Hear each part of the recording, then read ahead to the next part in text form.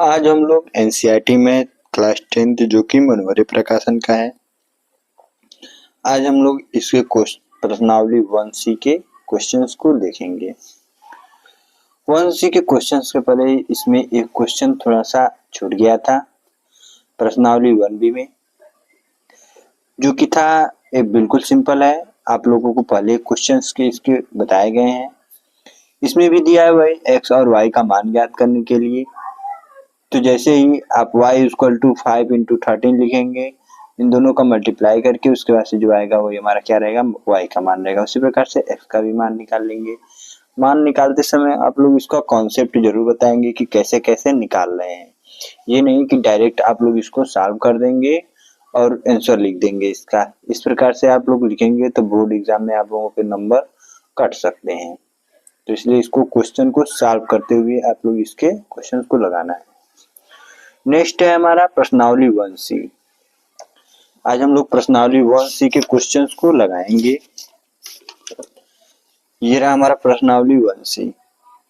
1C में हमारा दिया है कि सिद्ध कीजिए कि 3√3 एक परिमेय संख्या नहीं है। जो 3√3 संख्या दिया है परिमेय संख्या नहीं है, इसी को हमको बताना है। तो चलिए आज हम प्रश्नावली 1C को सॉल्व करते हैं। तो लिखेंगे यहाँ पर प्रश्नावली 1C।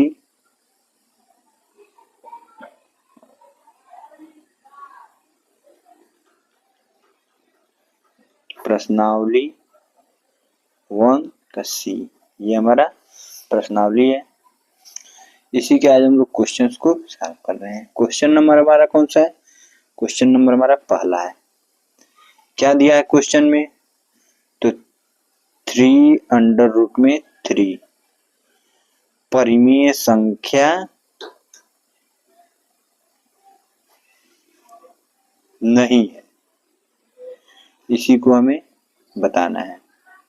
सबसे पहले तो हम जानेंगे कि परिमेय संख्या क्या होता है, उसके बाद से इस क्वेश्चन को लगाने में थोड़ा सा आसानी होगी।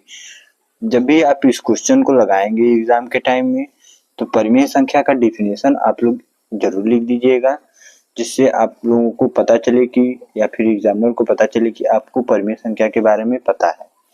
तो परिमेय संख्या क्या होता है पहले उसको लिख लेंगे। लिखेंगे परिमेय संख्या। परिमेय संख्या इस प्रकार से लिख करके आप लोग डिफिनेशन लिखेंगे। लिखेंगे वे संख्या या फिर वे संख्याएं जो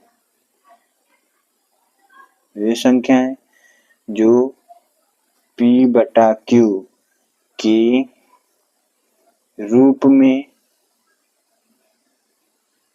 व्यक्त किए जा सकें, या फिर किए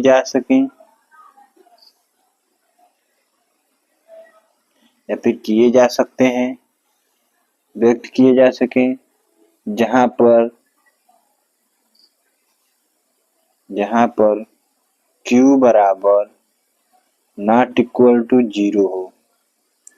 यानी कि जब भी हम इस संख्या को P/Q मतलब P/Q के रूप में व्यक्त करेंगे, तो जो हमारा Q का मान हो वो 0 कभी नहीं होना चाहिए एक परिमेय संख्या में। अगर वो परिमेय संख्या में 0 आ रहा है तो परिमेय संख्या तुरंत नहीं होगा। तो यहाँ पर Q बराबर नॉट इक्वल टू 0, Q बराबर 0 नहीं आना चाहिए। ये हमारा परिमेय संख्या का परिभाषा है। इस चीज को आप लोग ध्यान में रखेंगे और इसे एग्जाम के टाइम में अगर क्वेश्चन आता है तो इसको लिखेंगे जरूर से। तो सर्वप्रथम परिमेय संख्या को सिद्ध करने के लिए अब हम परिमेय संख्या नहीं है, इसके लिए क्या करेंगे, हम मानेंगे। माना लिखेंगे हम यहाँ पर क्वेश्चन नंबर 1 का 3√3 परिमेय संख्या नहीं है को सिद्ध कर रहे हैं। लिखेंगे माना, क्या मानेंगे, 3√3 एक परिमेय संख्या है, एक परिमेय संख्या।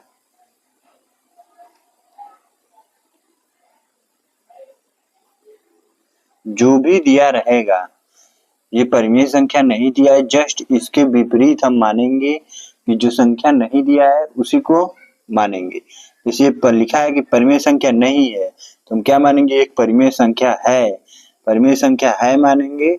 इसी के आधार पर हम इसको सिद्ध कर पाएंगे कि एक परिमेय संख्या नहीं है। तो चलिए लिखेंगे, माना 3√3 एक परिमेय संख्या है। ठीक है, अब हम क्या लिखेंगे, अब ये इसका भाज्य होगा। अब इसके लिख सकते हैं हम बस भाषा के रूप में लिखेंगे, ऐसे ही हम ऐसे ही सह अभाज्य संख्या ए और बी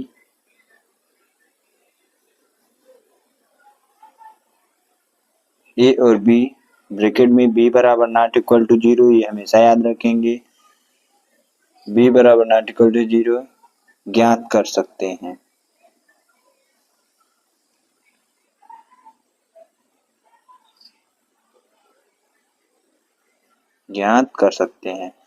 मतलब जो ये नंबर दिया गया है इसको हम a और b के रूप में ज्ञात कर सकते हैं, इसके ऐसे अभाज्य संख्या के रूप में व्यक्त कर सकते हैं, इस प्रकार से लिख सकते हैं। तो चलिए प्रश्न से क्या दिया है, इस प्रकार से भाषा के रूप में लिखेंगे। प्रश्न से 3√3, अब इसके बराबर हम क्या लिख सकते हैं, a अपन में b लिख सकते हैं। माना है हमने कि इसको a और b के रूप में व्यक्त कर सकते हैं, जहाँ b बराबर नॉट इक्वल टू 0 ये हमारा होना चाहिए। तो इसको हम a अपन b के रूप में लिख सकते हैं। इसके बाद से हम क्या करेंगे, लिखेंगे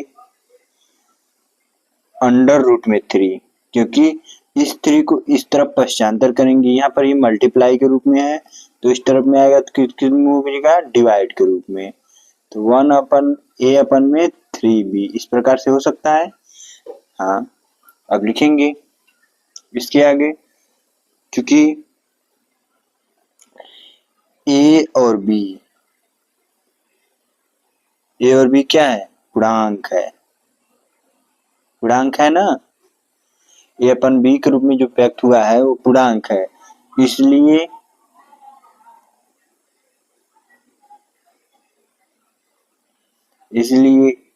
a अपन में 3b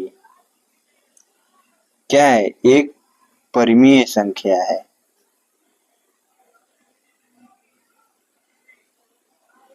परिमेय संख्या है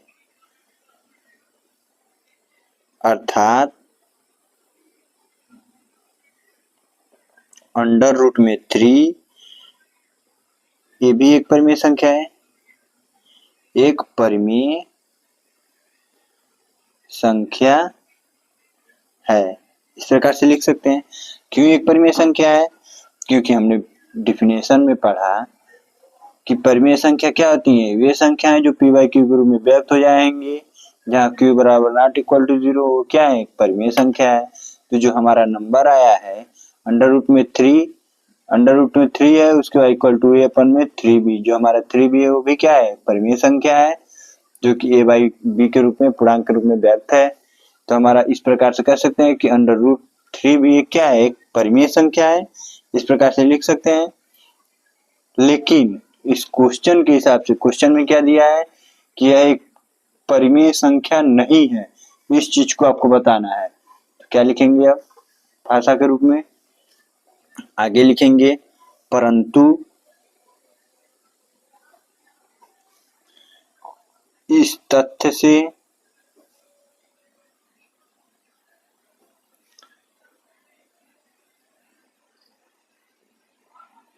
तथ्य का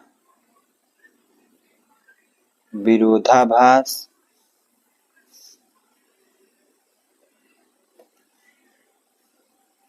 प्राप्त होता है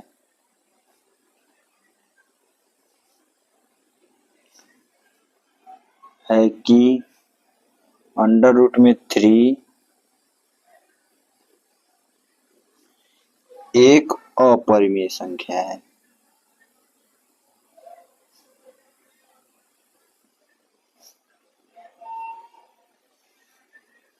यहाँ यह विरोधाभास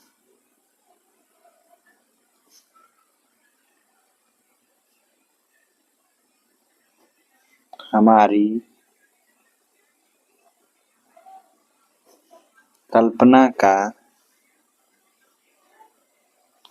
या फिर कल्पना के कारण हुआ है कि 3√3 एक परिमेय संख्या है, अतः 3√3 एक अपरिमेय संख्या है।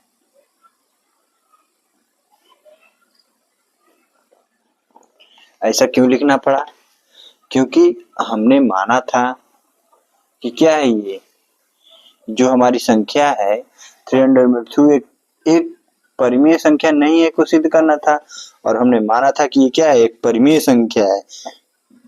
लेकिन जो हमने प्राप्त किया है वो तो एक परिमेय संख्या है, लेकिन हमें सिद्ध करना था कि एक अपरिमेय संख्या है, मतलब परिमेय संख्या नहीं है।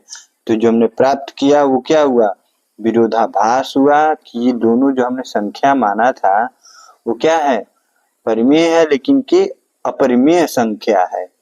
तो इससे यह विरोधाभास हुआ कि कल्पना हमारा क्या है, गलत है। इस कारण से 3√3 एक क्या है, परिमेय संख्या है, जिससे कि हमारा विरोधाभास गलत होता है। तो इसलिए हम लिखेंगे क्या, एक अपरिमेय संख्या है। इस प्रकार से इस क्वेश्चन को भाषा के रूप में जरूर लिखेंगे। वीडियो अच्छा लगे तो लाइक कीजिए, चैनल को सब्सक्राइब कीजिए और अपने दोस्तों के साथ शेयर कीजिए, जिससे उनको एनसीईआरटी मैथ क्लास 10 सॉल्यूशन प्राप्त करने में कोई प्रॉब्लम ना हो।